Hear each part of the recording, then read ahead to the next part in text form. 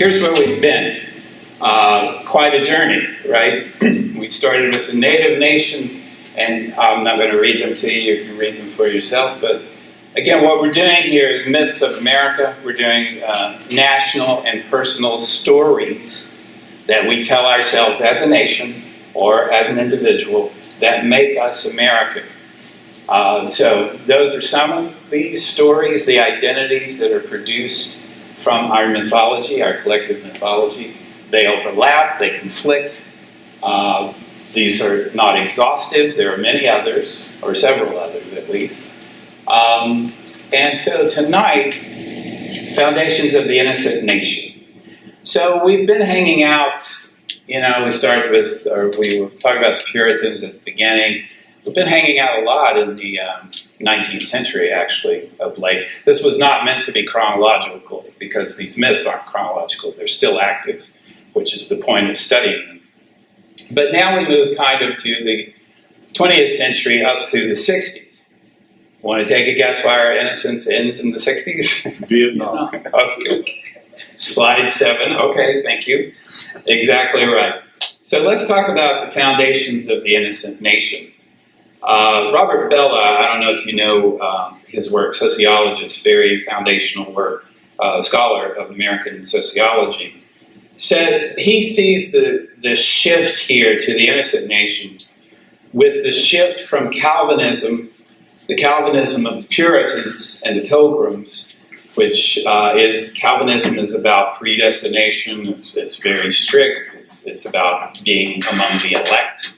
So there's not a lot of room there. You kind of are the elect or you're not. And if you're the elect, you have to act like it. But with the Second Great Awakening, not the first so much, because that was still Calvinistic largely, there's a shift to what is Arminian. And that just means that's a theological battle. That simply means that the shift became more toward personal experience and responsibility. So that's a big shift, to go from feeling like you're part of the elect and all your orientation in life is to acting like you're the elect, a predetermined elect, predestined, to it's wide open. I can become a Christian, I can stop being a Christian. Life gets a lot more interesting real quickly, right? It's a lot more dynamic. Bellah thinks this is the foundation of the innocent nation, the Second Great Awakening that merges with some other things that we'll talk about as we go through, but one of them is early 20th century, 2 great world wars, where we ended up facing the same evil enemy twice, that is Germany. That will mess with your mythology. I mean, think about it. Stories from all over the world are about battle, largely. They're about fighting your nemesis and overcoming him or her. Of course, Nature's Nation, remember Nature's Nation, where this is the founders' mythology, right out of the Enlightenment, where we don't read the book of God, we read the book of nature, and in fact, actually, if you want to read the book of God, you read the book of nature. So it's rational. It's based in the Enlightenment. And if you're going to be religious about it, you're going to be deist. Okay, so you're going to believe that God's the author of these laws of nature, but you deal with the laws of nature because God's not really here anymore, right? So remember, Jefferson has the Jefferson Bible that strips all the miracles out of the New Testament. So that's Nature's Nation, remember? And remember that Nature's Nation assumes that there's a kind of golden age at the beginning. And we find this in the world's mythologies too, from Hesiod to Genesis. There's a golden age at the beginning, to some of the Pueblo myths, in fact. And then something happens and we go down. And then, of course, the Millennial Nation, which is the religious version of that, with the Garden of Eden and then heaven. So you've got from your perspective, you've got the Garden of Eden at the beginning, the fall, wandering in the wilderness, sin, death of Christ, and then the second coming, and you have it in the new earth. There's an analogy there in nature's nation, where we started off in this golden age, and we will return to it if we can just be rational, right? So it's kind of a utopia instead of heaven. All right. Now, how do you see yourself as an innocent nation? How do you tell that story? Pretty simply, you ignore history. Right? So that's not just being snarky, that's part of the story, is that you don't look at all the story. Now, let's be clear, all myths reduce the world. That's part of their function, because we can't handle the whole world. It's too much stimuli, too much to interpret. We've got to reduce it. And so myths do that for us. That's why they always fail, because they can't capture the whole world. It's like trying to draw a map of the world. Your map's inevitably going to fail, because your map's this big and the world's this big. And so myths are always going to fail.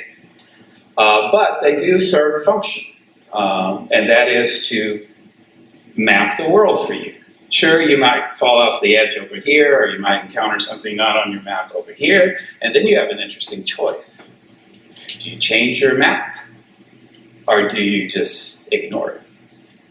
Well, this is the second choice. You ignore anything that doesn't fit your map. And frankly, that's what happens with most myths in the West especially, is when we encounter a challenge to our myths, we dismiss it. In fact, we do much more than that. Remember the story I always love to tell about the Seneca in upstate New York, when the missionary came to them and gave them the word of God and the story of Christ, and they said, cool. They said, cool. And they said, let us tell you a story about the origin of corn. And they thought they were exchanging stories. And the missionary is furious. And he says, what I gave you was sacred truth. And what you gave me back was fable and falsehood. And the Seneca are genuinely confused and a bit offended by this black coat. And they said, with all sincerity, we believed your story. Why won't you believe ours? There it is, right? There it is. We believed your story. Why don't you believe ours? So, are you going to be open to a new story, to making a new map? Or are you going to lock in your map even if it's wrong, even if it's incomplete? Sometimes especially if it's incomplete. This is the story of American innocence. It's locking in this map of nature's nation, the millennial nation, of course, the Christian or the religious nation as well. And let's not forget, during our discussion of the capitalist nation, one of the features of capitalist mythology is to ignore history. History doesn't help you in capitalism. In fact, it gets in the way. Henry Ford said it best in 3 words. History is bunk. Right? Don't need no history. We got cars to build. Right? Forgive me for a little commercial here, or I should say another commercial. I volunteer with the Los Angeles Conservancy. And if you don't know, yes, way to go. If you don't know them, it's a really good group. And I'm a docent. I give walking tours downtown. I gave one last Saturday. And one of the stories I tell is of the Richfield building, which is now where the City National Bank Plaza is on Flower and 5th. You know those 2 black towers downtown? Anybody go downtown? I live down there. That used to be, before the towers were there, a magnificent Richfield Art Deco oil building with classic Art Deco piers and spandrels, set back tower, 127 feet, with the Richfield neon sign on it. Gorgeous black, I guess it was granite, with gold trim. Fantastic Art Deco building. And if you know anything about LA, if you were coming in from the West in the 1960s, what you would see first is Richfield's 127-foot neon sign, And then right behind it at the Church of the Open Door, Jesus saves. How cool is that? So much to say there. Well, we tore the Richfield building down because it wasn't cool anymore, right? Because we consume our history. I call this a palimpsestic mythology. Do you know what a palimpsest is? Do you remember those? I had these as a kid. You had a little cellophane tablet, and you could write on it, and all you had to do to erase it was lift it up. No way you know that. No. You're too young.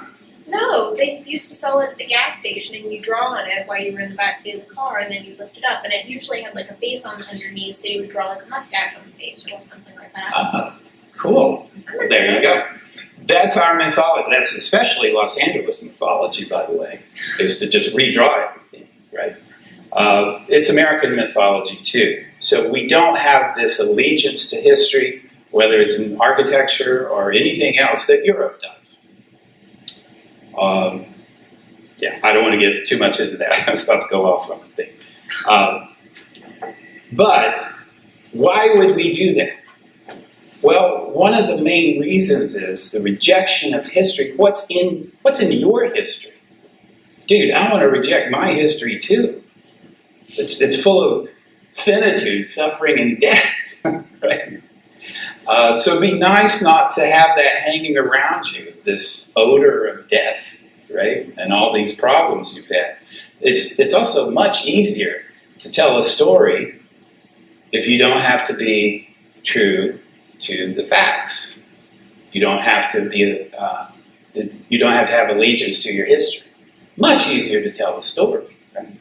Does that come from the fact that America is such a young country and people, Partly. and everybody came from somewhere else, and many people reinvented themselves. Yep. So this idea of scratching the slate, wiping the slate clean, Yeah.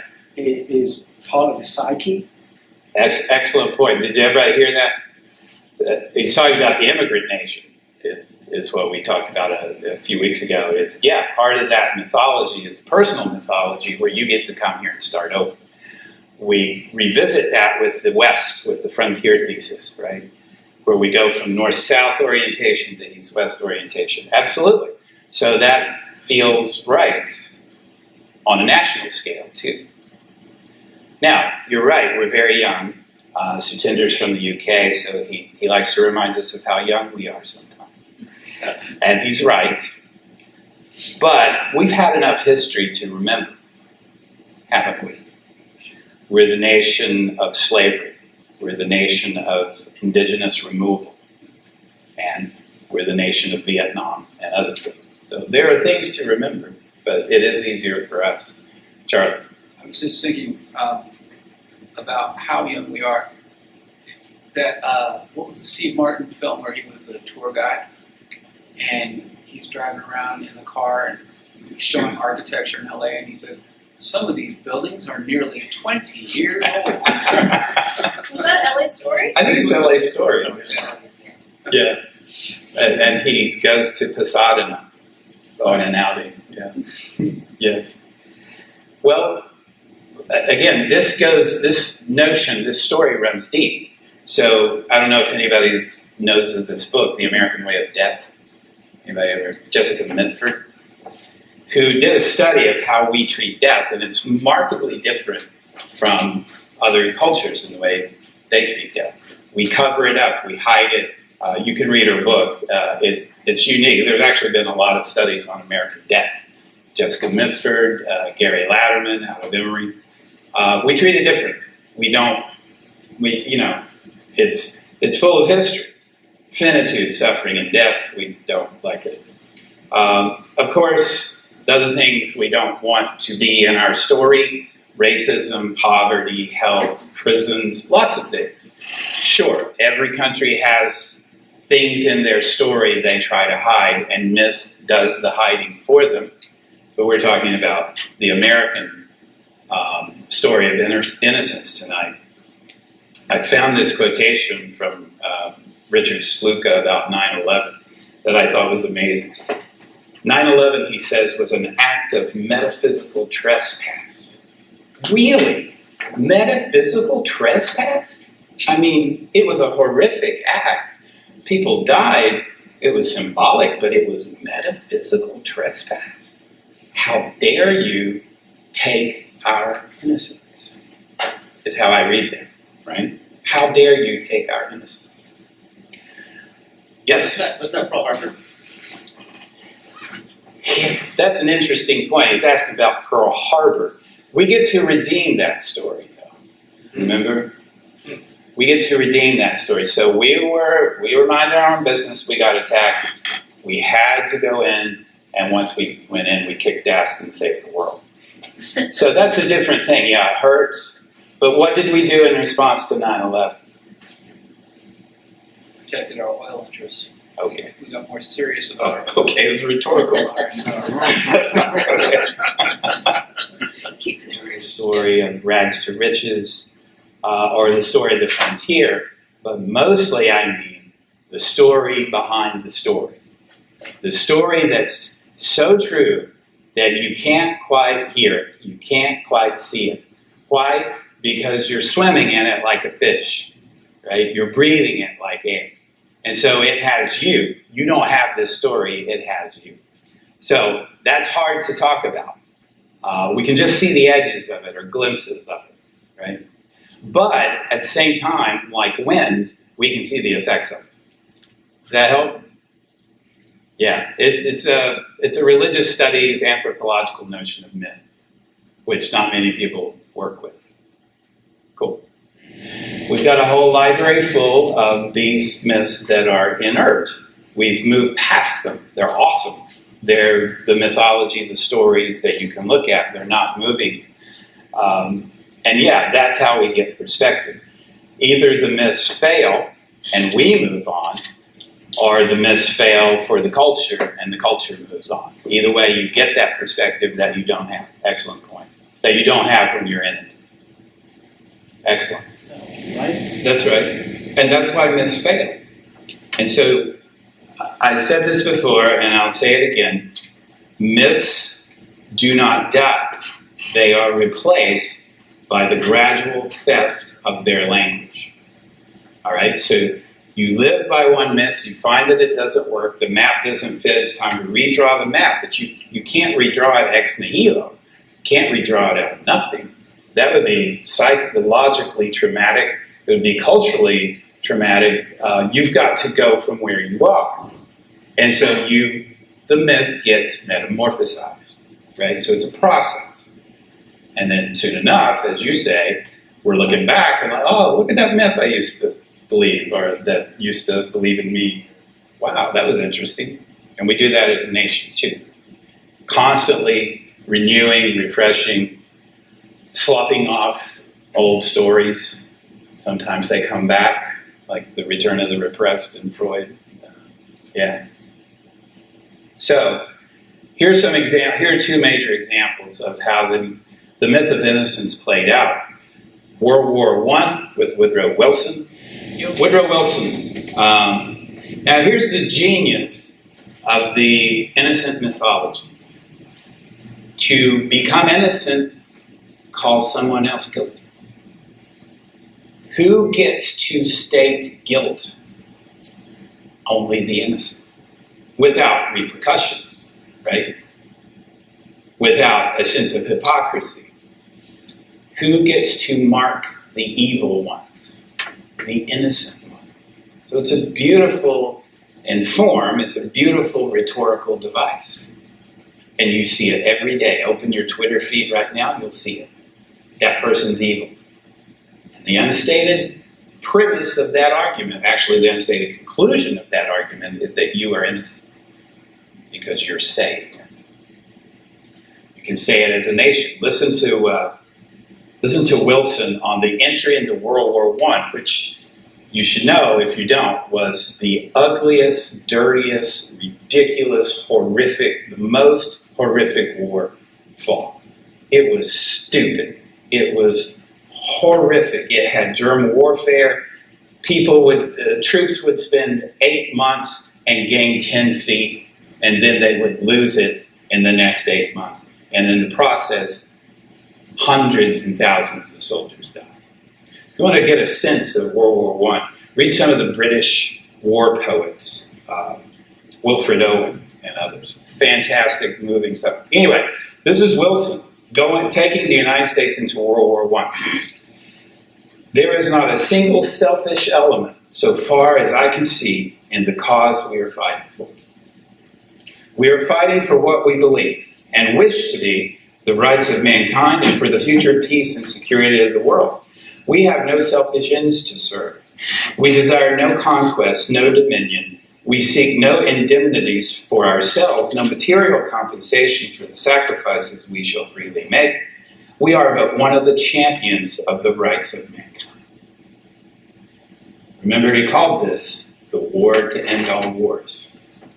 As Dr. Phil says, how's that working out for you? Yeah. They also call it, what was the other? It's The great just to end all peace afterwards. to save democracy. What was it? Something about saving democracy. There was another slogan. Make the world safe. Thank you, Frank. That's what I'm thinking of. Making the world safe for democracy. Behind the mask, of course, this is an absolute ahistorical statement. Let's just call it that. Ahistorical. What's missing? Manifest destiny.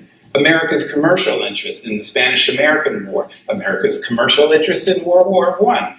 Domestic oppression in the United States, including among blacks and Native people and anybody else, and women, who doesn't conform to the mythological model. But you know that. So this is how myth hides, right? But also functions. This is Roosevelt going into arguing for the entry into World War II. Our enemies are guided by brutal cynicism, by unholy contempt for the human race. We are inspired by a faith that goes back through all the years to the first chapter of the book of Genesis. Brilliant, right? America was founded in the book of Genesis. That's a brilliant move, and it rang true for people, right? God created man in his own image. We on our side are striving to be true to that divine heritage. We are fighting, as our fathers had fought, to uphold the doctrine that all men are equal in the sight of God. Didn't say that in the Declaration, but okay. Didn't say sight of God. Actually, we're going to talk about that in the lower part of the slide. Those on the other side are striving to destroy this deep belief and to create a world in their own image. See that? See that? Nice. They're taking the place of God. A world of tyranny and cruelty and serfdom. Only total victory can reward the champions of tolerance and decency and freedom and faith. Now, listen, I know all presidents talk like this. Excuse me, not all presidents talk like this. But most, nearly all presidents talk like this. But it actually does have effects in the world. It really does. Because it's attached to this deeper story, this deeper mythology, and you can see it there. Now that you know it, you can hear it in that quotation. Not surprisingly, after World War II, there was a kind of return of fundamentalism. We talked about, in the Anti-Intellectual Nation, we talked about the Scopes trial and how that did not turn out well for fundamentalists. And so they kind of retreated, culturally retreated. After World War II, they come back, they feel more justified in having their voices heard in the public square. But what actually happens too, and I think this is because of the similar tracks of the Nature's Nation and the Religious Nation, what you get is this kind of, I want to be careful here, what do I say here? Broader religious sentiment. People like Norman Vincent Peale, do you know this guy? Power of Positive Thinking. So it's quasi-religious, it's not really tied to a doctrine, but it has a religious feel to it. It's about kind of moral development. 1953 poll. 1953. 80% of Americans believe that the Bible is the revealed Word of God. Now, if you don't know that, that's code language for evangelicals and fundamentalists. It means the Bible is inerrant and absolutely true. 53% of those cannot name the four Gospels. Something similar today. This is, I have a master's degree in biblical studies, and this is the most illiterate biblical nation I've ever seen. Interestingly, this is where the language, so it's in the 50s and early 60s when we get the language of God coming into government, right? So we've got Billy Graham emerging here in Los Angeles in the 50s. We've got Dwight David Eisenhower. Remember what prompted Richard Hofstadter's book on anti-intellectualism was the election of Eisenhower over Stevenson. And he just could not fathom it, so he wrote a book about it to try to understand it.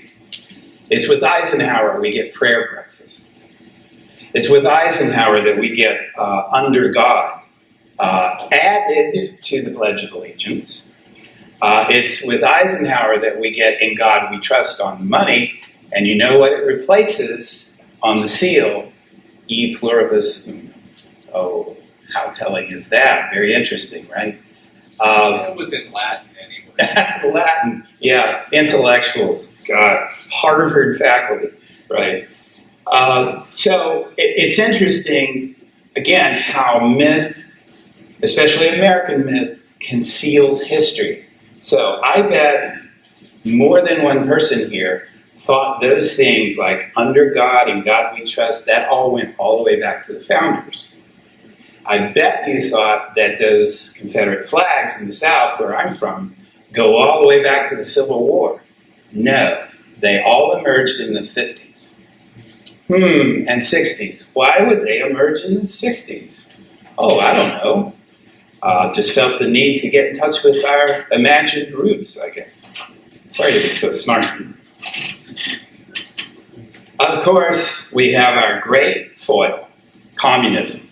Now, don't get me wrong, communism was responsible, at least in as much as an ism can be responsible, for death, destruction, starvation, and general misery across a good part of the world. But it emerges as a competing mythology, and it emerges as a functional competing mythology for the myth of American innocence.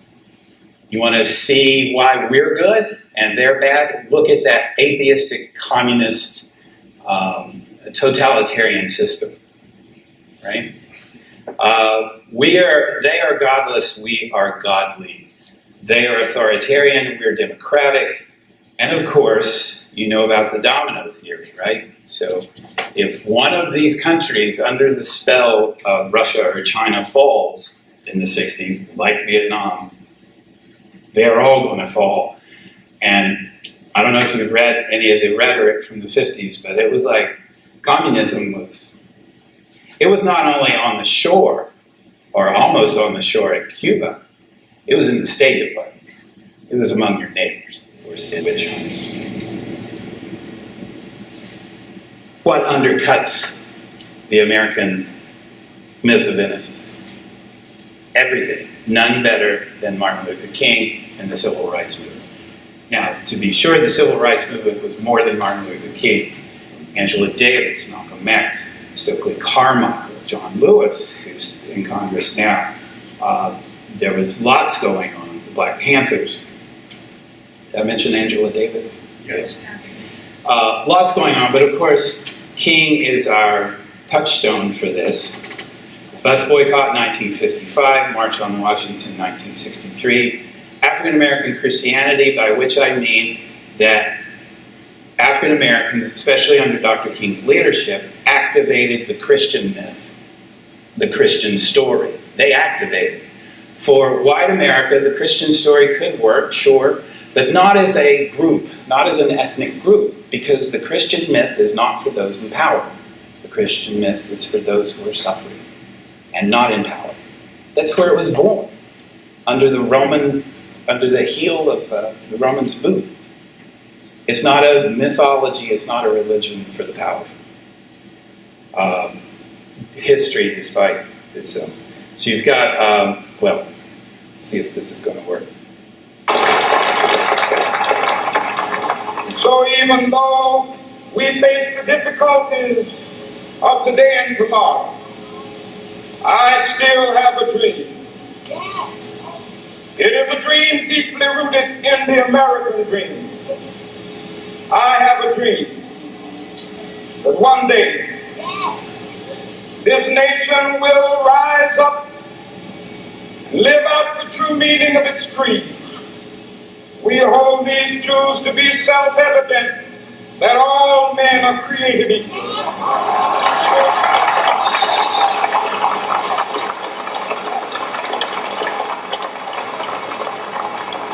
I have a dream that one day on the red hills of Georgia, the sons of former slaves and the sons of former slave owners will they be able to sit down together at the table of brotherhood. I have a dream that one day, even the state of Mississippi, a state sweltering with the heat of injustice, sweltering with the heat of oppression, will be transformed into an oasis of freedom and justice. I have a dream that my 4 little children will one day live in a nation where they will not be judged by the color of their skin, but by the content of their character. I have a dream today.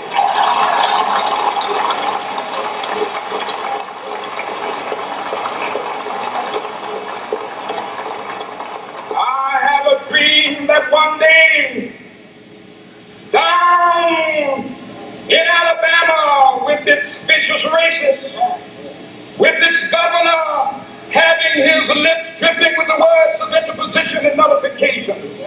One day right there in Alabama, little black boys and black girls will be able to join hands with little white boys and white girls as sisters and brothers. I have a dream today.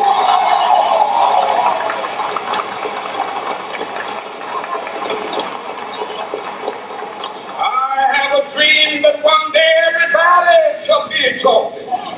Every hill and mountain shall be made low, the rough places will be made plain, and the crooked places will be made straight, and the glory of the Lord shall be revealed, and all flesh shall see it together. This is our hope. This is a faith that I go back to the South with.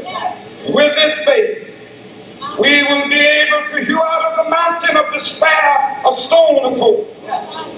With this faith, we will be able to transform the jangling discords of our nation into a beautiful symphony of brotherhood. With this faith, we will be able to work together, to pray together, to struggle together, to go to jail together, to stand up for freedom together, knowing that we will be free one day. This will be the day. This will be the day when all of God's children be able to sing with new meaning, my country tears of thee. Sweet land of liberty of thee I sing. Land where my fathers died, land of the pilgrims cry. From every mountainside, let freedom reign. If America is to be a great nation, this must become true. And so let freedom reign. From the prodigious hilltops of New Hampshire, let freedom reign. From the mighty mountains of New York, let freedom reign. From the hiking Alleghenies of Pennsylvania, let freedom reign. From the snow-capped Rockies of Colorado, let freedom reign. From the curvaceous slopes of California. But not only that, let freedom reign from Stone Mountain of Georgia. Let freedom reign from Lookout Mountain of Tennessee. Let freedom reign from every hill and molehill of Mississippi, from every mountainside. Let freedom reign, and when it happens, when we allow freedom reign, when we let it reign from every village and every hamlet, from every state and every city, we will be able to speed up that day when all of God's children, black men and white men, Jews and Gentiles, Protestants and Catholics, will be able to join hands and sing in the words of the old Negro spiritual, free at last, free at last, thank God Almighty, we are free at last.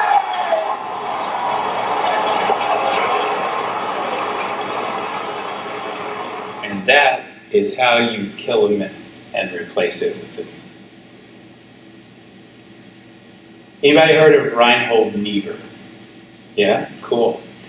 President Obama's favorite theologian, he was called. He's one of mine too. Wrote a book called The Nature and Destiny of Man that was really powerful. Interesting guy, 1892 to 1971. Part of the Socialist Party of America, wrote a book called Moral Man and Immoral Society that actually influenced Dr. King. Interesting because he was very critical of liberals for not opposing communism, at least the violent gulags, the other features of communism that were anti-human. And he castigated liberals for not doing that. At the same time, he castigated conservatives for this kind of flat, cartoonish dualism of good and evil, of innocent and non-innocent. He also wrote a book called The Irony of American History, 1952. A fantastic book. Here's what he says. He says that religion hides moral ambiguity. I would say myth hides moral ambiguity. It's what we were talking about earlier. When you've got a contradiction, you tell a story around it. That can be okay, it can be spiritual even, it can also be devastating and evil. He says, and I love this, and I love that it comes near the end of our series, that history is protean. History is protean and uncontrollable. Why would you think you could control it? He says capitalism and collectivism, they're both myths, he would say. They're both imperfect maps. And we don't have to choose between one or the other. American history is neither triumphal nor tragic, it is ironic. Doesn't that seem right? It seems right to me. He says, I don't need to do that. He says this, mythologies of innocence produce guilt. Genius. In others? In you. In yourself. And in the nation that's producing it. And so what do? You either face your guilt or you hide the evidence. Pretty simple, right? You either face your guilt or you hide the evidence. Here's what he says about the purveyors of the myth of innocence. They did not understand that the disavowal of the responsibilities of power can involve an individual or a nation in even more grievous guilt. To disavow your sins is to increase your sin in a vicious cycle. He also says history teaches irony, and he cites St. Augustine in the City of God. City of God is Augustine's, one of his great works, the other is Confessions. But City of God is this epic work. Now, Augustine is living in, I think he's in Carthage in Egypt when he writes the City of God, but he's watching the Roman Empire fall. He's watching the Visigoths coming over the walls, and he's like, oh my God, what happened? Because remember, this is about 400 in the Common Era, so Christianity is now the official religion of Rome. Constantine's about 70 years earlier, and Christianity and Rome are now like this, but Rome is falling. What are we to do? Well, Niebuhr says he reevaluated his story. He redrew a new map. And he said, actually, Christianity does not belong with Rome. Christianity is in heaven in a city of God. Now, that sounds like an easy kind of deus ex machina solution, but it's not, because the result of that, according to Augustine, is that you, Christians, are now strangers on this earth because you don't belong here. Well, that creates some psychic stuff to deal with. If you're living on the planet on which you do not belong. Okay, so it's not trivial, is what I'm saying. He says both capitalism and collectivism, and we might add our list of myths, ignore irony. Ignore irony. The whole drama, he says, the whole drama of history is enacted in a frame of meaning too large for human comprehension or management. Well, okay, that's what we said at the beginning, right? The myths can't work. They can't be exhaustive. They're imperfect maps. He says, he says, so this is uniquely the American story. Sure, we've got the myth of the religious nation. We've got the myth of the violent nation. We've got the myth of the anti-intellectual nation and the destined nation. We've got all these myths. But our biggest myth is the existence of competing myths that can never be resolved. That's America, he says. If, quote, if virtue becomes vice through or myth transforming history into nature, remember that's one of our features of myth, it transforms history into nature. If virtue becomes vice through some hidden defect in the virtue, if strength becomes weakness because of the vanity to which strength may prompt the mighty man or nation, if security is transmuted into insecurity because of too much reliance is placed upon it, if wisdom becomes folly because it does not know its own limits, in all such cases, the situation is ironic. So, Obama's his first campaign for president, he was asked what he had learned from Niebuhr, because he was a reader and people were always asking about it, and this is where he said Niebuhr was his favorite theologian. Obama said, Niebuhr offers the compelling notion that there's serious evil in the world and that we should be humble and modest in our belief that we can eliminate it. So that it's not just some kind of theoretical irony, it's a very practical irony. We must make efforts to do so, but without, this is Obama, but without swinging from naive idealism to bitter realism. Damn, that's good, right? Without swinging from naive idealism, which we've seen throughout our stories, to bitter realism, which we all know and express sometimes, including me, in this venue. And he says, man's capacity for justice, this is Niebuhr, man's capacity for justice makes democracy possible. Man's inclination to injustice makes democracy necessary. So, I want to give the last word to Niebuhr, Reinhold Niebuhr. If we should perish, the ruthlessness of the foe would be only the secondary cause of the disaster.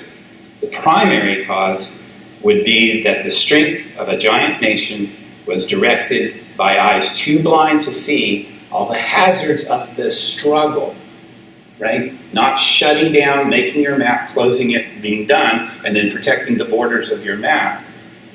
And the blindness would be induced not by some accident of nature or history, but by hatred and banquet. And there is the innocent nation.